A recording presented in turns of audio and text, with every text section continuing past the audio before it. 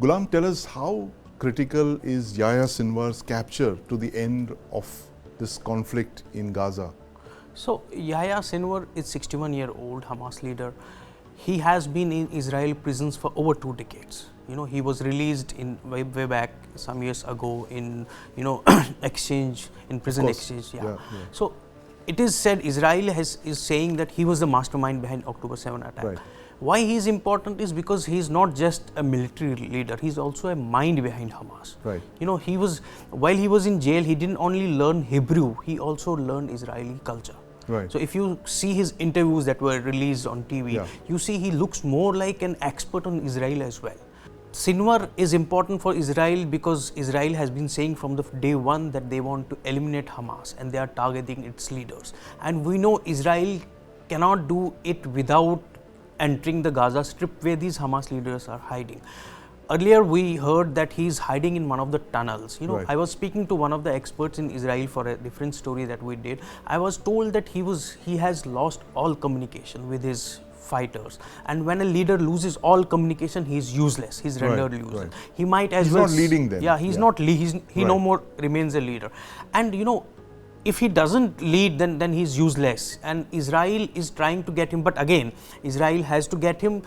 They have to go into the civilian areas. That is where these leaders are hiding. So getting Sinwar has been on their agenda like other leaders, and we heard none other than defense ministers saying that he has been trapped and we'll hunt him.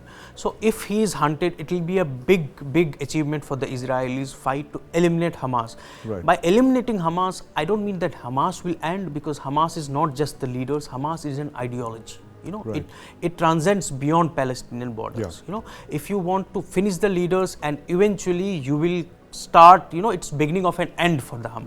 Right. And the moment I say he's not able to communicate means his firefighters are kind of deserting him. Right. We heard. So are they fighting on their own then? Is it what we believe, that the fighters are now all fighting out on their own and holding out on their own? Yeah, I told you earlier that I was speaking to one of the journalists in Tel Aviv, Dan Pfefferman. He's in fact a retired major also. Yeah. He told me that these firefighters had deserted their leaders and they are fighting their own battle, which means this fight of Hamas, as it appears now, will not last long. Right. For Sinwar and for also like Mohammed Deif, who is also kind of moved south. So we see Hamas as, Hamas is nearing an end, not in terms of ideology, but in terms of their presence in Gaza, which is the ultimate aim of Israel. Right. And in fact, while we're talking about Israel being in a 360-degree war, the United States itself is facing a similar war. 70 attacks in 29 days on US facilities in Iraq and Syria. Yes. And that's clearly Iran flexing its muscles. Truly so, because see, if you look at all the Muslim countries who have been, jumping into this war, Iran is the only country which has been participating through its proxies. It has not sent its own troops, but it is sent. We have Houthis, we have Lebanon, we have Hezbollah in Lebanon. All these are Iran's proxies. Iran is the only country which is fighting the war through its proxies, obviously. And we saw, last week there was a meeting in Riyadh. There was a meeting in Riyadh which was attended by Iran's President Ibrahim Raisi, and this is perhaps first time in 11 years that an Iranian president has gone to Saudi Arabia and shook hands with the Crown Prince Salman. Right. So it clearly shows that Muslim world is kind of united, at least in terms of rhetoric, except Iran. No other country is sending its troops, but we can say that Palestine has once again united Muslim world, at least in terms of rhetoric. But again, if you ask me, will this convert into troop fighting? I don't see that happening, because all the Muslim countries, if you look at them individually, they have their own battles.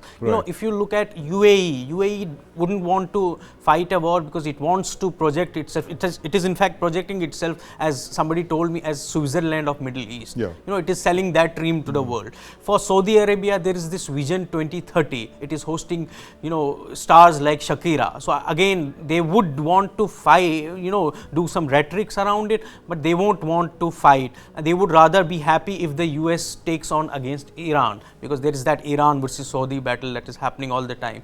You know, if you ask Qatar, Qatar is playing kind of a negotiator. Qatar is, as you said earlier, you know, Qatar is kind of, you know, trying to calm it, you know, settle it down for now. But again, I don't see any Muslim country, you know, fighting it on their own except for Iran. News 9 Plus. Download now.